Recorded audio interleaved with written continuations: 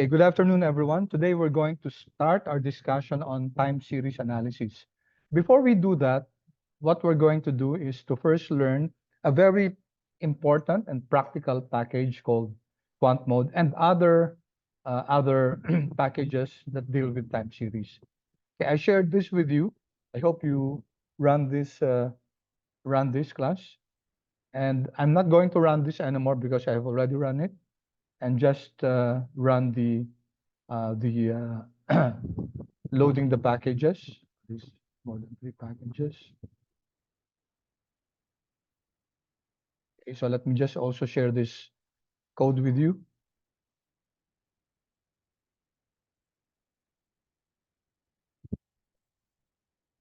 Okay, for those of you who just came in, I shared a while ago the code for the install.packages. packages. Let me reshare that for the benefit of those who were not able to come on time.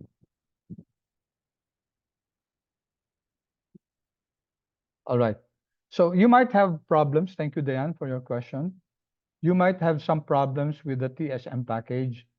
In the meantime, class, ano na muna natin to, no? Okay. Sige, let me deal with that already. Kasi that's the case.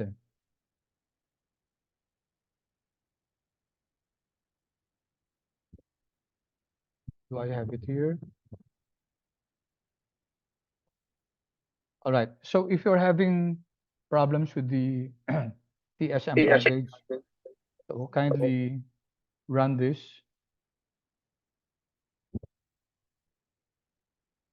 Okay.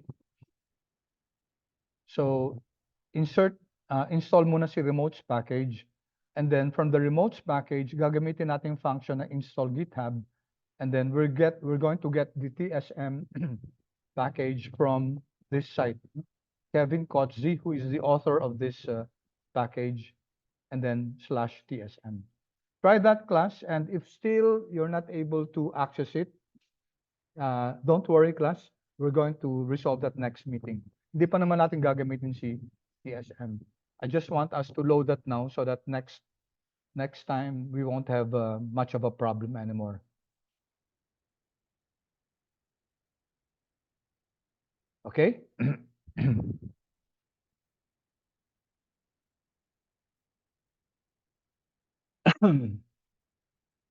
Let me clean up my environment so that we start on the same page. All right, are you ready, class? Kindly chat yes, please, if you are ready.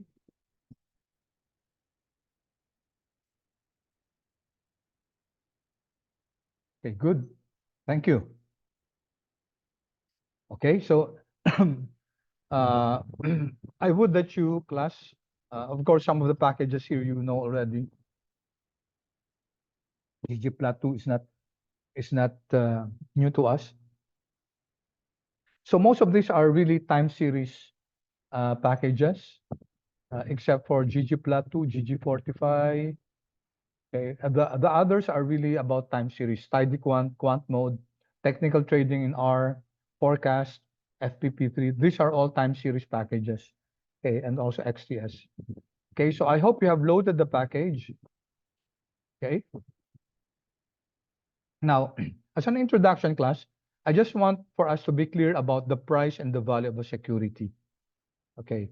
When you talk about, let me share this with you.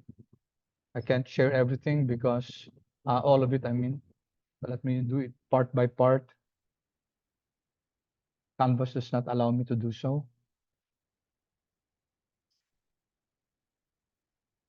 Okay, so when you talk about price and value, when you say price, class, it's the amount a buyer is willing to give for a particular security or asset. Okay, that's what we mean by price. Okay, so whether it's a stock or bond or option, the amount that the seller is willing to take or the buyer is willing to let go. Of course, there should be an agreement between the two. Then that's what we say the price. The price, what the price is. The price is, of course, different from the from the value of a security. Okay, we know that when we talk about the value of a security, we're talking about a certain quantity which was based on a fundamental analysis, or whether it's technical analysis or fundamental analysis. It was based on certain analysis and it was based on, let's say, at the arrival of a particular value about that stock. Sometimes it's called your intrinsic value. And as you know, investment decision is all about comparing these two. The price, which is attributable to the market price usually, and of course the value. Okay, and we know that when the price is above the intrinsic value, then analysts would normally say give a recommendation for you to buy the price. Okay, buy backlash or sell. Value is, let's say, 50, and then the price is 52. What will be the recommendation? Will it be a buy or a sell? Anyone, please? Konting review lang ng ano nyo, ng investments. Of course, the answer is class. If you have the stock, then sell, no? Kasi ang intrinsic value niya 50, tapos it's selling at the market at 52. Okay, so that could be one recommendation if you have the if you have the asset. Okay, or if you don't have the asset class, if you don't have the asset, then you will not you are advised not to buy at that particular moment kasi mas mababa yung intrinsic value niya compared to the price of the asset. Okay, so just a small distinction between the two, and I know you know them. We're just defining it in Word. No? All right. So what we're going to learn now is to may I first ask you, who among you were my students already in the past or student now in FinTSAR, so that you're practically sorry, know how to make use of the quant mode package. Paki yes or no na lang please, so that I know how many new to this I'm dealing with. Okay? So may mga yes na. Sino pang iba, class? No? Okay. No. About the others, please? You know how to make use of the quant mode package. So for example, you know how to make use of the get symbols function. I only got a few answers.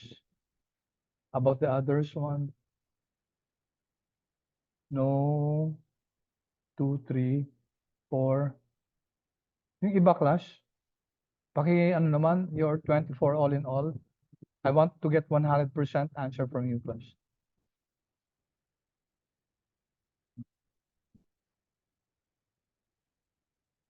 Okay. So, marami palang yes, no?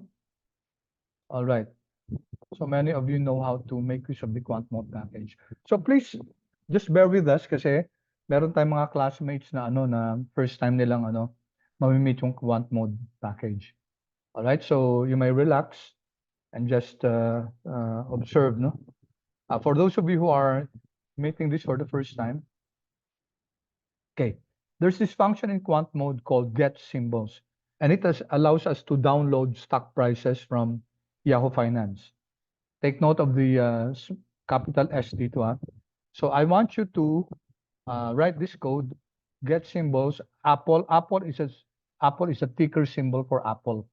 And what this will give us, if I run this, is an object, okay, called Apple. So dito, no? Apple here. And then you have this Apple in our data, hindi sa values. So this is an XTS object, as it states here. And if I print this dito sa tabs natin dito, you notice that it gives us several values. Number one, you have the time frame here.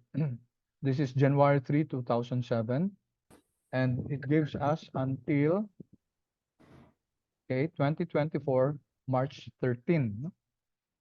Okay, so ibig sabihin niyang class, R will give you, ang default niya, if we use the get symbols, is January 3, kasi that's the first trading day of 2007. Now, if you were doing this next year, okay, magiging 2008 na to kasi it moves nagmo-move siya. And if you were doing this last year, ang default will be 2006. So it always moves by 1 year. But the end date is always the most recent trading, which was yesterday. US-based kasi to, no? So, sa atin, March 14 na, pero sa US, March 13, yung trading day yesterday. Okay, and then the values that it gives are opening price, high, low, close, no? OHLC. So this is an OHLC data. Okay? Okay. So dito, no? OHLC. That's an OHLC data. Open, high, low, close, plus the volume is given, and then the adjusted price. Okay, so you can see here six columns, and very easy for us to get this stock price from Yahoo Finance. So with the use of quant mode class, you can easily download stock prices, especially those that are listed in not only in Yahoo Finance but also in other databases like Fred, okay, si Wanda, okay, and ngayon meron na sa World Bank, no? You can now download data from World Bank. Okay, so let's continue, class.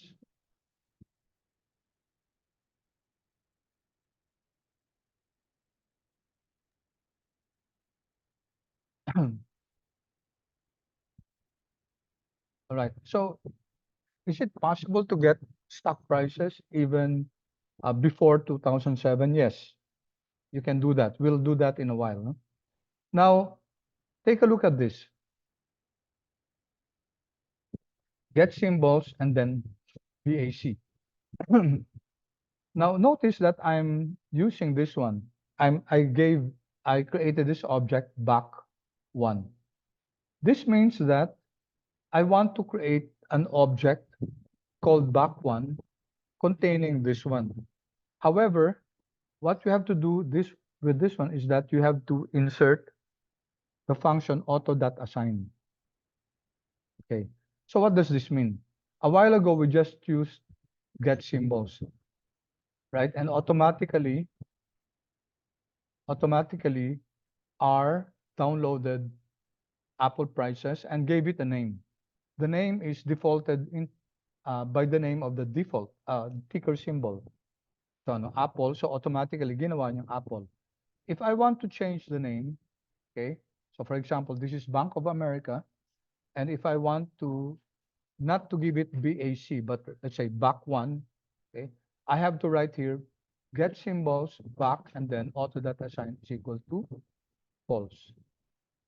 So false or type false, no? Capital F, everything capitalized. Kasi yung default nito kanina, the default is auto.assign is equal to true. And we didn't type this class because that's the default. So if you're defaulting to this, then the object that will be created will be named Apple, like this one. Ito naman class, if I don't want to use the name VAC, but rather another name, when I back one. So let me run this. Okay, and notice now, it created this object, and the name of that object is back one. Okay, so it's an XCS object, just like the one a while ago. All right, so what if what will happen if I remove this default? Okay, so ang default niyan, auto.assign is equal to true, di ba? Pero naglagay pa rin ako dito ng back. Let me use back 2. Okay, back 2, what will happen? Now, ang default nito class, auto.assign, i-remove ko muna si ano I'll remove, i-remove ko si back kasi dyan si back eh. Ay, may back na ba? Sorry. Wala pang back, no? Okay. So what will happen here is that R will create this object back. It will be an XCS object. How do I know? Kasi wala naman tayong auto.assign is equal to true tayo dito na default, no? But what happens with this one? Okay, so let's run this. Ano mangyayari? Okay, it creates now the XCS object back. Ito na yung time series natin, no? Tapos, nag-create pa siya ng another vector na back. Okay, so it did not create this an XS object called back2, but rather, nag-create siya na back2, pero ano lang siya? Vector lang siya na back, which is this one. Okay? All right. So those are just some nitty-gritty details about okay, so we can download class several stocks at the same time. Okay, in the interest of time, I'll just share this with you. Okay, you can download ito, Amazon, etc. Several stocks at the same time. Control C. Shut natin dito. Control V. Okay. So this time class, naka-define, no? Kung concatenate natin si Amazon, si Google, si IBM, Tesla, Netflix. Alright, so get symbols of that. So wala pa tayo dito ang Amazon, Google, IBM, Tesla, Netflix. So if I run this, okay, and then automatic yan na na auto.assign is equal to true. Ito yung mga pangalan ng mga objects na yun. If I run this, okay, now nadagdagan na yung mga objects natin dito. Yan. Amazon, Google, IBM, Tesla, Netflix. You can check here. Google, IBM, Netflix, Tesla. They're also XTS objects. Okay. Pause again, class. Are you able to follow? Chat, please. I hope those of you who are meeting this for the first time are able to follow. Thank you, Diane. How about the others? Good, thank you. Okay, so let's examine this first. Ano ba tong ano? For example, let me get the structure of Amazon.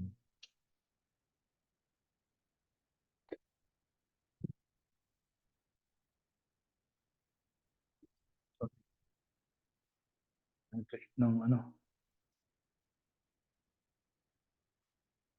structure ni Amazon. Okay, and then tab.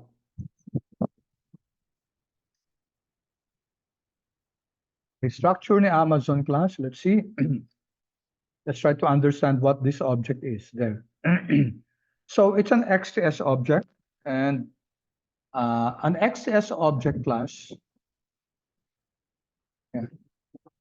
Okay, this means extensible time series. So this is a time series, extensible time series siya. And you can see here that start date, no? And then end date. Ang date niya, double.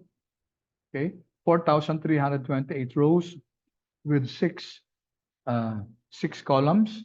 And then ito yung mga columns natin. OHLC, open, high, low, close.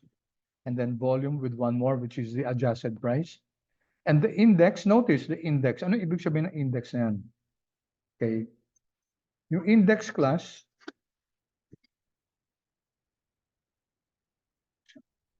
close ko muna to, ha?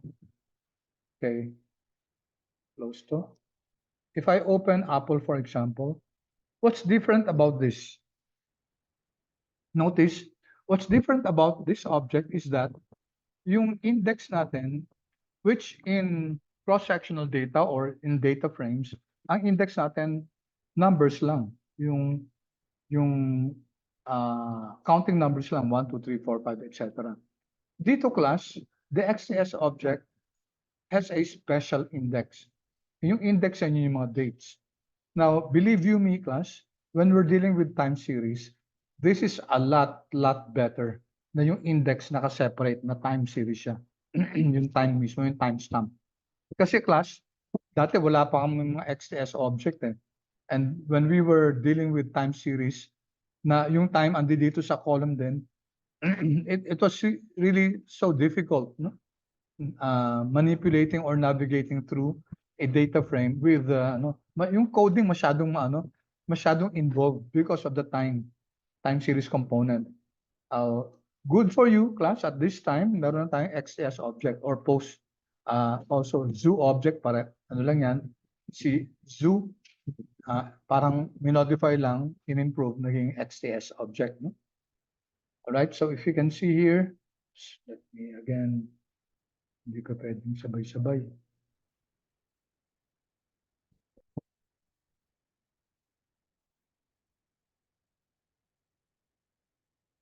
Up here. Okay, so ito no class, di ba? And then the index is the date. May time zone dito. Time zone is Universal Time Convention. Okay, UTC, if I'm not mistaken. UTC yata is Universal Time Convention. Okay, so that's this is the new GMT, yung Greater Greenwich Meridian Time. Okay, so the source is from Yahoo. Okay, and it's also a POSIX city object, which is yung POSIX city object class, it can accommodate yung time, pinaya to. Yan, a timestamp.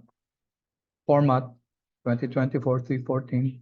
So, pwedeng magamit sa intraday. So, di ba sa stock trading, within seconds, nagbabago yung price. So, pwedeng nakaka-capture yung changes in prices niyan. And you can access that if you were making use of the POSIX city functionalities. Okay. Sige. So, okay.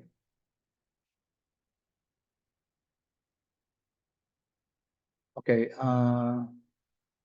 How about this class? Let me share this.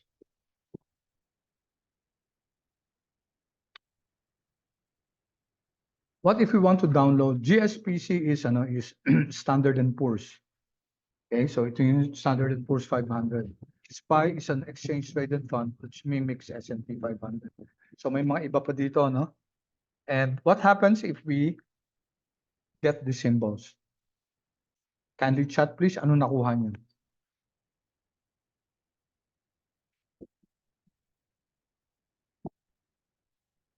What are you getting? May error ba, class? In the chat box, please, kindly feedback. May error ba? Nagka-error ba yung outputs natin with this get symbols function? Yes, may error, no? Kasi R is very particular about the ticker symbol. Ang mali dito, class, itong GSP. Standard and Poor's, that's not the ticker symbol. The ticker symbol, class, is this one. Okay, the ticker symbol is, dapat may caret siya, shift 6. Okay, caret GSPC. So this is the ticker symbol for Standard and Poor's. Now, if we run this, okay, pwedeng mag-message pa siya, no? Mag-message siya na, look here, warning, SLY contains missing values. Some functions will not work if objects contain missing values in the middle of the series. Consider using na.omit or na.approx or na.fill, etc. to remove or replace them. So it's just telling us that si SLY, medyo may problema tong data na to, no? Okay, although, naman niya, yung dinownload niya, no? Although may problema, kasi later on, may mga functionalities na kailangan class, kailangan walang missing values. Okay, if there are missing values, kunyari, simple lang. Tingnan natin let me get the mean of,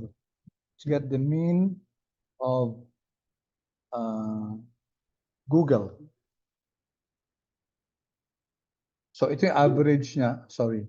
Google dapat mean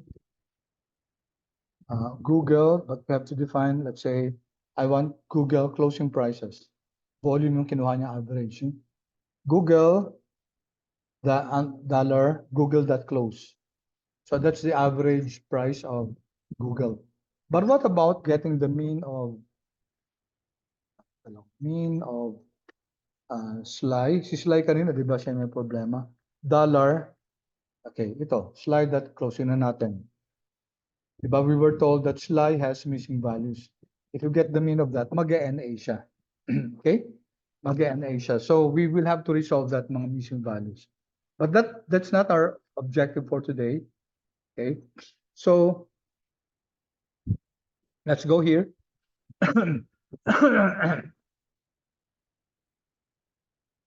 Okay, so redefine natin si, let's just use this one. Copy nyo class si Amazon, Google, and then let's copy it here. Control V. Doble.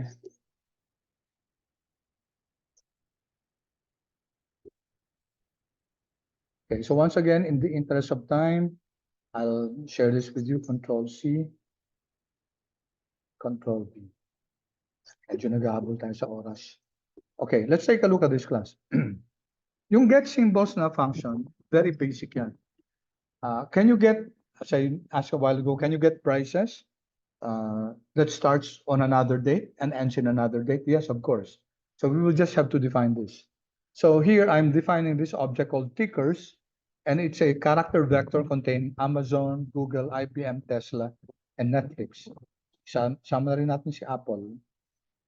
Sama natin si Apple, AAPL.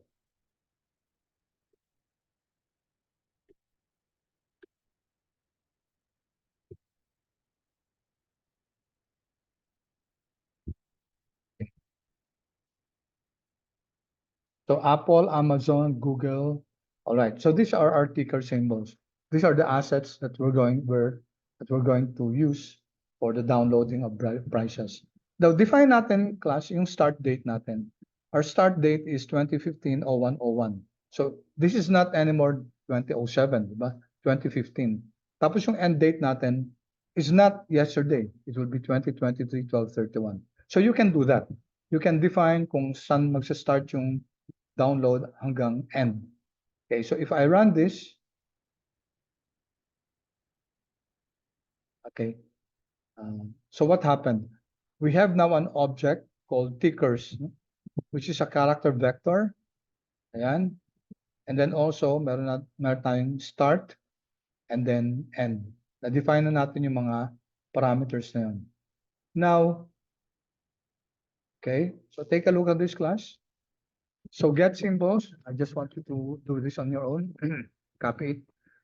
Get symbols natin. So anong stocks? Yung tickers natin. So we have defined the tickers, di ba? Si Amazon, Apple, etc. Then source natin is Yahoo.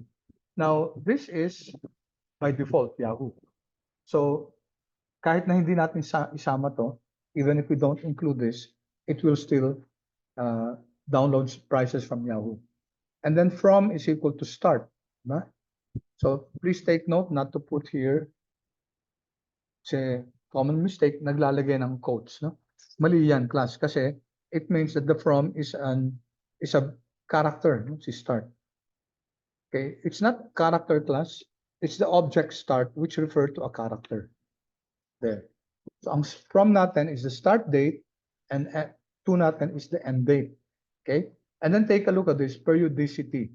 Okay, this makes get symbols quite powerful because you can get you can get daily prices, weekly prices, monthly, quarterly, and yung annual hindi na nga lang, no? Dati, if I'm not mistaken, nakakakuha ko annual, but I'm not getting that now, no? All right, so if I run this class, okay, I now have this.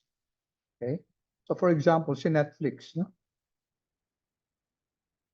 Si Netflix kanina hanggang ano yun, di ba? Hanggang 2024, March 13. But now Netflix is hanggang ano na lang siya. Yan, last trading day of 2023, 12/29. Although I wrote 12/31, but since there's no trading day on 12/31, hindi na niya sinama. Okay? So very easy class to get a set. Okay? several prices in one code chunk like this. Okay, so it's very convenient. Okay, of course you can use the usual head and tail. Okay, head and tail. Yung head and tail din ng Apple. Okay, so I'll not run this. Okay. So anong class ni Apple class? Let's run this. Okay, I just want type nyo na lang, no? Madali naman i-type yan. Anong class ni Apple at saka anong type of ni Apple? So class niya, of course, we mentioned this already a while ago.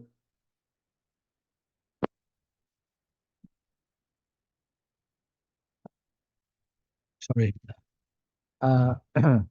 It's XTS, yun ang extensible time series natin or zoo.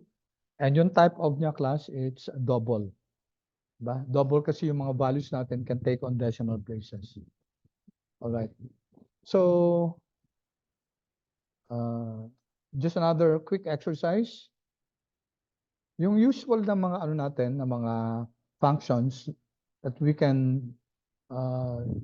do on data frames, pwede rin natin gawin sa XS object. Like, kunyari, subsetting. Ito ang hinahanap sa atin, yung first five and the last row of Apple. Okay, with the first three columns. With the first three columns lang.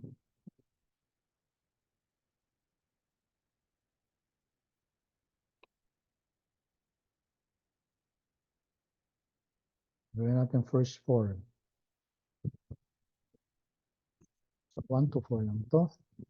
Okay, so if you take a look at this, di ba, yung subset natin, so just name it first five, last row, Apple, and then just, okay, subset natin. C, ano isa subset natin? Yung una dito, ito yung rows, di ba? And then ito yung columns natin. So which are the rows that we want to subset? Unang-una, 1 to 5. Kasi first 5 yan eh. And then the last one is just the n row of Apple. Diba? N row of Apple will give us the number of observations for Apple, which is ilan ba yung laman ni Apple? N row ni Apple, okay, 2,264. Okay. All right, then if we run this, it will generate the, okay, so andito si first 5. Yan, first 5 last row. Yan. First 5. Okay, January 2, 5, 6, 7, and 8. And then the last one, 2023, 12, 39. Okay, so let me pause for a while.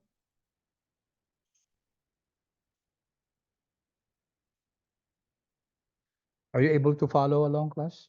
Kindly chat, please.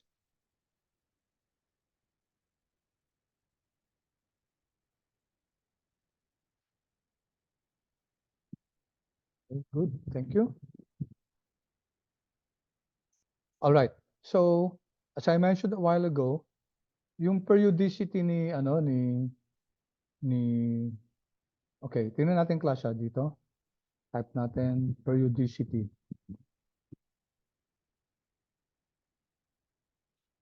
Yan, periodicity. Okay, so this is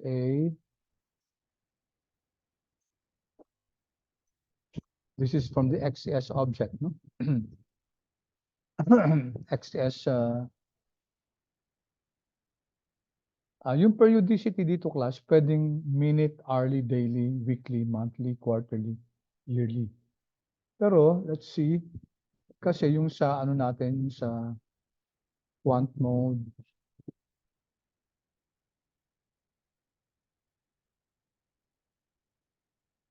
periodicity.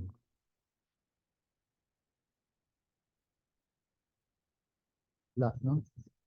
But it's used in get symbols.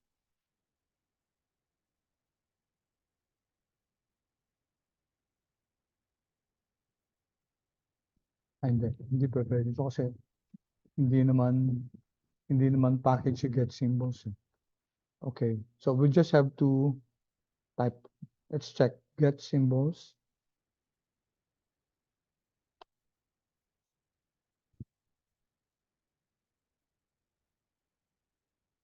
Check lang natin klase periodicity. Okay.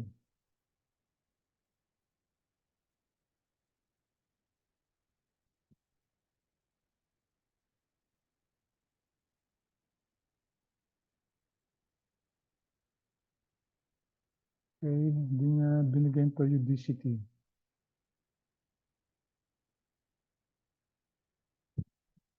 Yan, ito.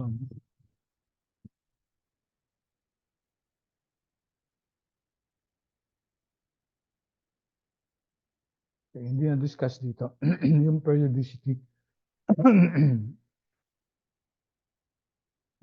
Additional parameters siya. Kaso hindi na discuss dito. Okay, anyway, let's just experiment. No? Okay, so if we want to get, let's say, weekly prices, we just change this. Weekly. Okay, kailangan baguhin natin ulit ito. Ano yung kanina? 2015, 0101. And then 2022 na lang, 2023. Okay, so can we get the weekly prices? And then I'm going to change this to weekly. Then just share the code with you. Anyway, pinalitan lang naman natin dun yung periodicity. So the periodicity class, changing the periodicity will allow you to download the stock prices that you want based on the periodicity. Okay, so if I run this, so meron na akong Apple Weekly. Okay, here. If I print this, Apple Weekly, then 2015-0101, and then you can see 01, 08, 15, 22. So weekly prices na to, no? 470 entries. Okay. So that makes it really convenient. And then, of course, you can make this monthly. Gawin natin monthly. Okay, so let's create this. Gawin natin monthly to para mag-create tayong ibang object. Monthly. Okay, same thing. Same thing. Also that assign is equal to false para mag-create ng object na to. And then it will give us now monthly. Yan. Monthly na siya. Of course, fewer observations, 108 na lang. Yan. Okay, these are now monthly prices starting with January 1. Okay, then February, March, April, May, etc. So monthly na siya. And then can make it, say, quarterly.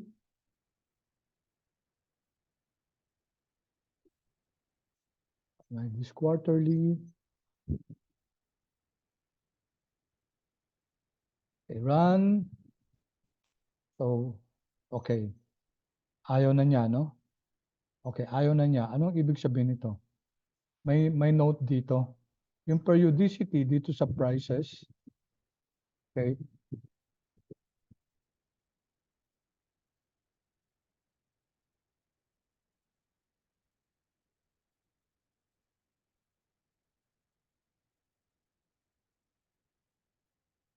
Yan. Okay, sabi niya dito, class, no? Error in match that argument. So, ang pwede lang daw, daily, weekly, monthly, hourly. And pwedeng every 1 minute, no? 2 minutes, etc. Every 30 minutes. So, if you have data, from your data, kung available tong mga to, yung mga 1 minute, etc., then you can get that. If that's available in your data. Tangina verification. Job verification. Mike, anong modification?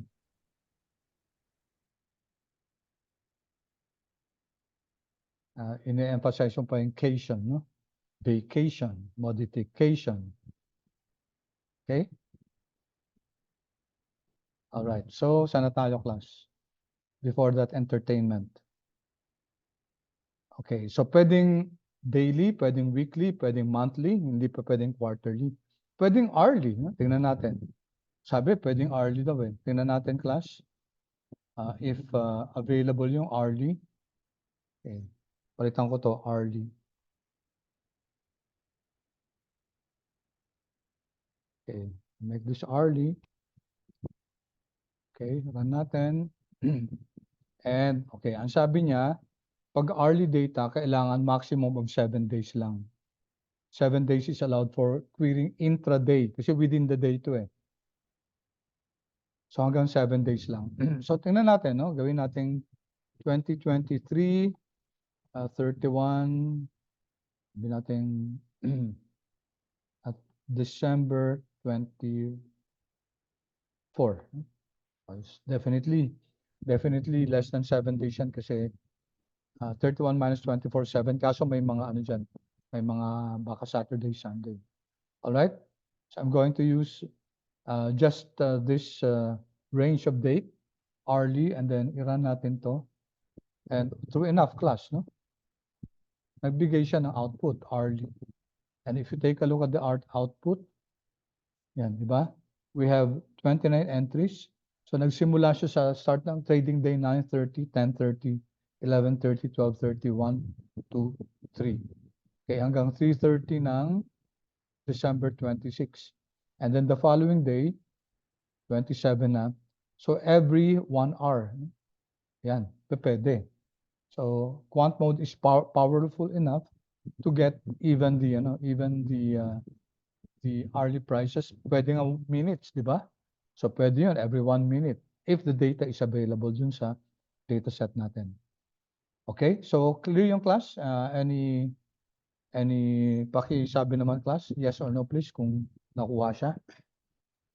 Sir, Yes? curious lang po sa data, bakit 9:30 every like hour na 30? Is it because opening ng market is Oo. 9:30?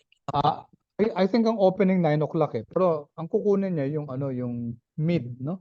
Every hour. Okay. Kasi 9 to 10. So ang mid nun, 9:30. So yun ang guess ko, yun ang pattern na, yun ang method na ginawa dito ni R. Okay, so it was getting the middle price within the 9 to 10 data frame. No? As 10 to 11 ang kinuha niya yung 10:30. That's the most logical thing. Yeah, but that's a good question. Thank you. Maganda yung question nun.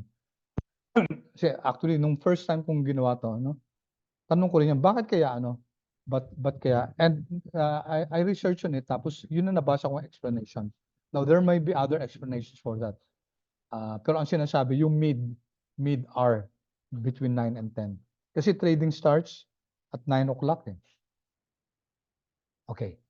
So yeah, thank you for that question. That's a very good question. All right, so let's go now here. May mga explanations lang ako dito, class, no? So let me just share this with you. Okay, for example, this one. I'll leave you, class, to just read this information about also what an XTS object is. Yan, I hope kumasya to.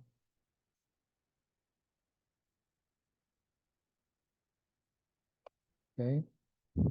And then, so please just sama natin to. Okay, kakasya ba to? Okay, let me see. Sana kumasya.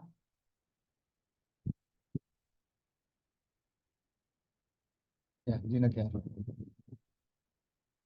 Okay, so let's go back here, class. Yung mga shinare ko sa inyo. So these are just some notes about about how if you're going to use weekly or monthly, it's important, class, kasi tinan yung weekly, no? Yung daily natin, saan yung daily? Let me get Apple. Sorry. Yung daily natin ni Apple, nagsimula siya sa actual trading day, 1, 2. And then 1, 5, kasi 3 and 4 are weekends, no? 5, 6, 7, 8, 9. Okay, daily yon. Now, pagdating natin, class, sa weekly, what do you notice? Nag-January 1 siya, di ba? Kahit wala naman trading day nung January 1. So it uses a certain process, no? Tapos nagdadagdag siya ng 7, 8, plus 7, 15. Nagdadagdag na lang siya ng 7. So later on, you might be using weekly data. So just be sure how it's done. Kasi wala naman trading noong January 1, di ba? So may process na ginagawa si R. Okay, I don't know if I was able to capture that here. Okay, ito, Yahoo Finance weekly and monthly is the average volume, no? And not the total volume for the period. So titingnan niya yung 1 up to 7. Okay, kukunin niya yung average nun. Okay? At least for the volume, no? And not the total volume. There is an option to download weekly or monthly data from the weekly and the monthly volume data is the average volume. Okay? Ang tanong, yung prices, no? Tapos ito din, okay. Hindi ko pala linagay dito yung prices naman class. Saan nang galing yung Okay, so I leave you class to determine saan nang galing yung weekly price na to. Okay, 27,8,475. Kasi kung titingnan natin class si Apple, 27,8,475. 'Di ba ito tinan nyo? Yung January 2 is 27.8475. So ang ginawa ba niya, ginawa na lang niya January 1 yan. Okay? Kasi it's exactly the same as itong weekly. Pero naka-date na January 1. Right? How about the next one? Itong 27,037 3075. 27,3075. Yan, tinan nyo class. Diba? 27.3075. Yung 8 siya. Okay, so in other words, class, minove niya ng 1 day. Okay? Hindi siya nag-average. He took the actual niya itong 15. So, ibig sabihin, yung 15 na yan, nung 16 yan, 27.5. Nung 16 class, iba. Ito, 15 pala, sorry. 27.5. Right, diba? Yan, 27.5. So, yan yung Apple natin. Okay, so, it followed actual prices kasi, pero nag-adjust siya. Okay, so yun lang. All right. So these are some information about the XTS object, no? And I just want you to read that on that. Sorry. Okay. So may mga reference lang ako dito, no? So for example, ano bang difference ng XTS at saka zoo objects? So may mga konting differences lang naman. Okay? But it's important for us kasi since you're going to make use of XS object hanggang dulo na, so kailangan alam natin kung ano yung functionalities ng XS object. Okay, so let's now go to introduction lang yung paggamit ng quant mode kasi sa case nyo, gagamit kayo ng stock na kukunin from Yahoo at saka ng stock na kukunin from PSA sa Philippine Stocks. In modeling, case 2 natin is ARIMA modeling. Case 3 is GARCH modeling. And then the finals, 2 parts, no? One is yung face-to-face natin, tsaka isang part is more of parang may bonus case kayo, okay, which is yung panel data regression. So bonus case yan for those of you who want to try that or do that. Okay, so let's tingnan muna natin to, no? Ito. Control C. And then let me access that. At maraming magagandang materials class sa sa internet, no? Plenty of very good materials. Balik natin ng konti. So this is applied time series analysis. Okay, may pagka-technical siya class pero it will help for you to go through this. Ano ba yung simula ng stat 510? Okay, let me start with this. So introduction lang, let me just use this and Okay, so itong course na to from Penn State, ito. So this is a course on applied time series analysis. Of course, hindi na natin masyadong ano yung mga ibang katulad ng spectral analysis, hindi na natin aabutin yan. Alright, so many of the data used in finance is time series. Okay, and a time series is different from a cross-sectional data. Sabi natin, with regard to the order of the data, may structure on time series. Hindi siya pwedeng i-rumble, no? We cannot just change the order of the data. Unlike in time series, pwede nating bagu-baguhin yan.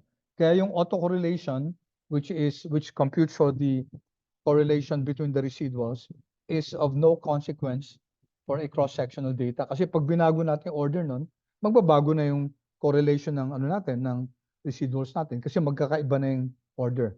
Not for a time series. Okay? So for a time series, hindi natin gagamitin yung LM, no? Hindi natin gagamitin yung model to use multiple linear regression. Rather, we're going to make use of what we call ARIMA.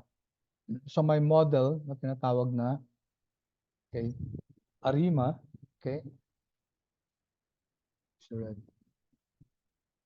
okay, ARIMA class, ARIMA. There. Okay, so ito yung gamit na model natin. And later on class, later on, may mga modeling ng time series na hindi kakayanin ng ARIMA. That's why we have to go to another, magle-level up tayo, yung GARCH model. Okay, so this is your second case, this is your third case. All right, so the ARIMA model class was developed by Box and Jenkins. Kaya nga ang tawag sa kanya, Box and Jenkins. These are two different people. Si George Box at saka I forget the first name of Jenkins. And naka-receive sila ng Nobel Peace Prize for developing this. So ito yung sinasabi ko, ang ibig sabihin nito class ng AR is auto-regressive. Itong MA naman, moving average. And I stands for integrated, and I'll explain what this means, no? Yung integrated na yan. But auto-regressive class. The auto word means self, diba? Self. So it means that you're using the values of itself in order to create the model, auto, self-regression. So you're not using any extraneous variable, unlike yung MLR natin, multiple linear regression. In order to model si wage, gumamit tayo ng education, experience, etc. Dito class, kunyari, ang minomodel natin yung returns ni Apple prices. Gagamitin din natin si Apple prices, si returns ng Apple. Okay, and usually class, ang minomodel sa time series is not the prices itself. Kunyari si Apple, no? Hindi natin imamodel yung prices ni Apple, but rather, kukunin natin yung returns nito, yun ang imamodel natin. Okay, that will be subject to ARIMA. All right, so autoregressive means you're modeling the time series by values of itself. Okay, lagged values. Okay, so let me quickly illustrate that para medyo maintindihan natin yan. I-clear ko lang to. No? Okay, dito. So ito yung Apple natin. Okay. So ito yung latest price natin, ba? Ito yung latest price natin. So ang gagawin natin in order, let's say we're using the closing price. No? Annotate ulit ako. Okay, so this is our Apple series. Medyo naka-reverse siya. No? So this is the latest.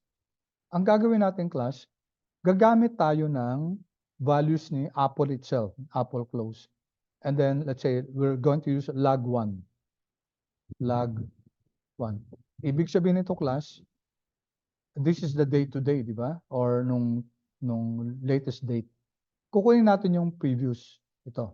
Lalagay ko dito. 193.58.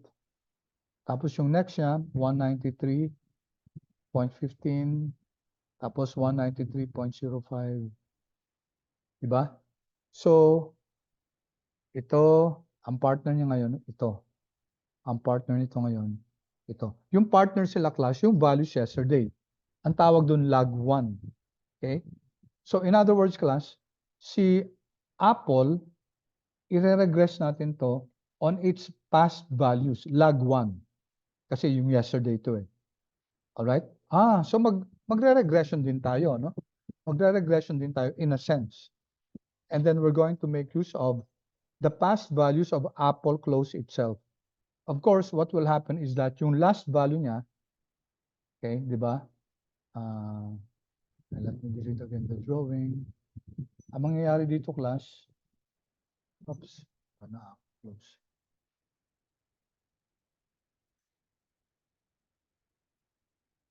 Ito, di ba? Si Apple adjusted close.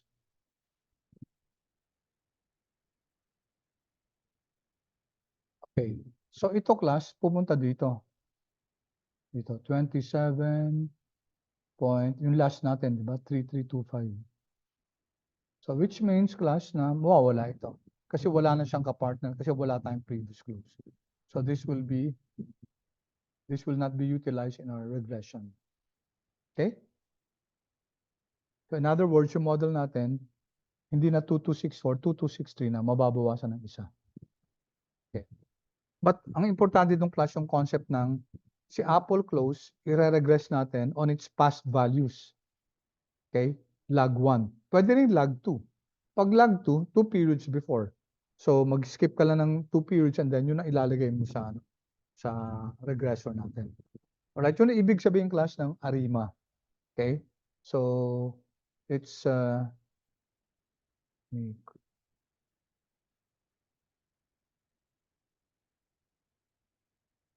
okay, go back here.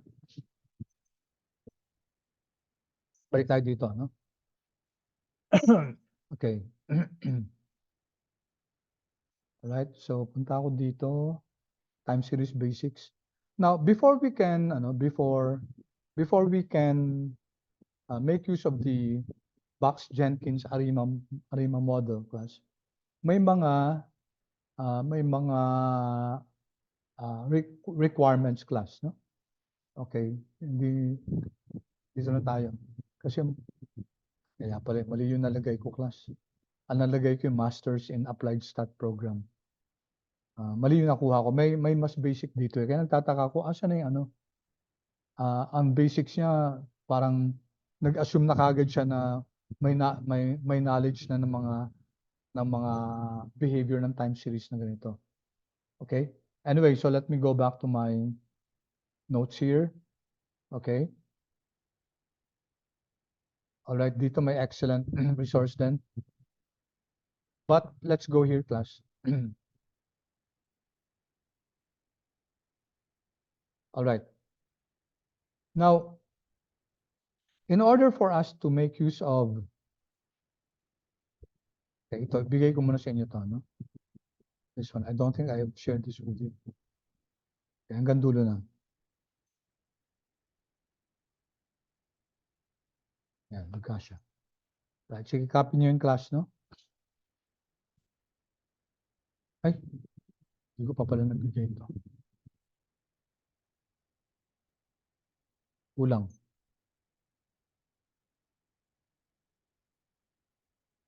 Okay. Alright, so let me go back here. So ito yung package, kanina na ano na natin to. Okay. Now, I shared this with you already, di ba, kanina? Yung TSM. Alright, let's plot first si Apple. Okay, so si Apple class, di ba, maraming prices yan. Maraming data yan. Open, high, low, close. So if you just plot this as is, okay, you'll have a ridiculous plot. Lahat pinaplot niya. Okay. Tingnan itong plot na to. Subukan nyo class i-plot si Control Alt I. Plot natin si plot AAPL. Si Apple stock. And then if I plot this, then you'll have this very hindi maintindihan na ano, no? Undecipherable na plot. Kasi sama-sama na ito eh. Okay, hindi lang, itong may bold line dito, class. Ito, class, ito yung volume. Kasi dun sa Apple price, Apple data, volume ang pinakamalaki. Okay, the others are just in their 20s, no? Yun lang, oh. Si volume, billion to. So, nung plinat natin si Apple, what happened? Okay? Ang nakikita yung volume. Pero yung mga time series natin, ng open, high, low, close, ito lang siya. Hindi na makita because of the scale. Okay? So, problematic yun. Now, let's just do this. Let's create this object called Apple close. And then, subset natin si fourth column. Okay, all the rows in the fourth column. So that will now create your your fourth column is your closing price, no? And then i-plot natin. So when you plot this, when you first create the object and then plot the object, you can now see the behavior of the closing price.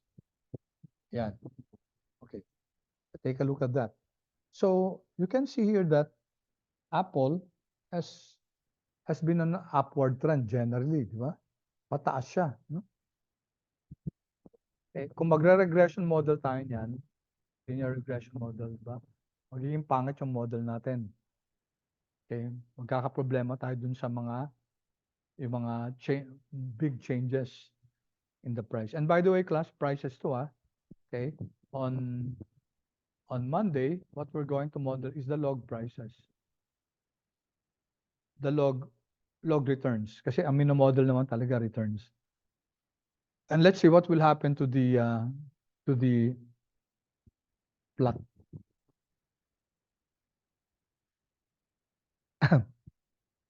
Okay. So, in order to make use of the Box-Jenkins approach, okay, kailangan yung data natin dapat stationary. Yan. So, this is a very important term na dapat kabisado natin. Stationary dapat yung data natin. Ano yung ibig sabihin ng stationary? Dapat constant mean. So, constant mean, yung average ng data natin should be constant and also constant variance. Okay, so these are the two conditions para maging stationary yung data natin. Why do we need to know if the data is stationary or not? Kasi we cannot apply the ARIMA approach kung hindi siya stationary.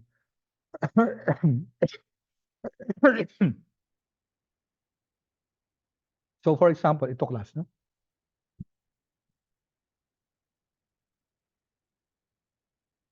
If we take a look at this period, yung average ng prices natin ganito. But in this period, yung average ng prices natin ang dito na, di ba? So you can see now the discrepancy in the average. So ang data class, kapag may trend yan, kapag going up or going down, hindi constant in mean yan. Kasi dapat ang constant in mean, dapat walang trend yung data natin, dapat ganyan lang siya. Okay? If our data was behaving like this, okay? Ito yung data natin. So kahit anong period ang kunin mo dyan, pare-pareho lang yung mean, no? The mean is not changing. Okay? So ito, constant. If your data is like this, constant in mean yun. Okay? Next, how about the variance? Pag constant in variance class, dapat yung data natin, it should not appear this way. Ayan, no? So yung data natin ganito. You can see here, class, at this period, yung variance natin, ito no? Pagdating dito sa period natin, ang variance natin, ito na. So hindi constant yung variance natin, no? So if the data is increasing over time, yung ano niya, yung variation niya, yan, nag-i-increase over time, di ba? Hindi constant variance yan. Okay? It can also be fanning out, no? Pag ganito yung data natin. Pakonti ng pakonti, yan. So this is decreasing variance, this is increasing variance. Hindi constant yung variance yan. This is not stationary, this is not stationary. Okay? So dapat yung data natin stationary. Bakit? We can only perform plus yung ARIMA kung stationary yung data natin. So it's almost time class. Let me just explain what the model is. This is a formula na to. Okay, as I mentioned a while ago, si ARIMA class, autoregressive, you're using past values of itself. Tapos yung MA, you're using past error terms to model the time series. Okay? And if you take a look at this, yung LaTeX na to, class, tingnan nyo to. So you have this time series x sub t, and it's equal to, ang ano niya, ang model niya is equal to a certain constant, mean, plus, notice this one class. Ang regreso niya, t minus 1. Diba? Ito t, diba? So this is now your log 1. So regress natin or minomodel natin si x sub t based on log 1, based on log 2, dot, kung ano man, ano, log p. So this is a model, this is what we call an ARP process. Bakit P class? Kasi P yung logs niya. You're using logs of P logs in order to model your time series. Okay? So an AR1 process is simply this one. Ano yung AR1 process? You only use, ano nangyari dito? New plus V1, but ayaw. Ayan, class, no? So this is an AR1 process. Your x sub t is modeled by a certain constant mu plus phi1. This is the coefficient of the log 1. And AR1 lang yon. Kasi log 1 lang yung ginamit natin plus a certain error term. Okay, and lastly class, kapag MA naman, MA process, take note of this. Ang ginagamit natin yung residuals. You're using the error terms to model your time series. Okay? All right, so let's stop there, class. And we're going to continue with this next meeting. So magmo-modeling tayo next meeting, no? I-model natin yung isang log price ng isang data. Tingnan natin kung ano yung mga requirements. So ang first requirement na alam natin dapat stationary siya. Okay, and there's a statistical test for stationarity. Pag hindi stationary yung data natin, hindi tayo pwedeng mag-ARIMA process. All right? So let me stop recording now.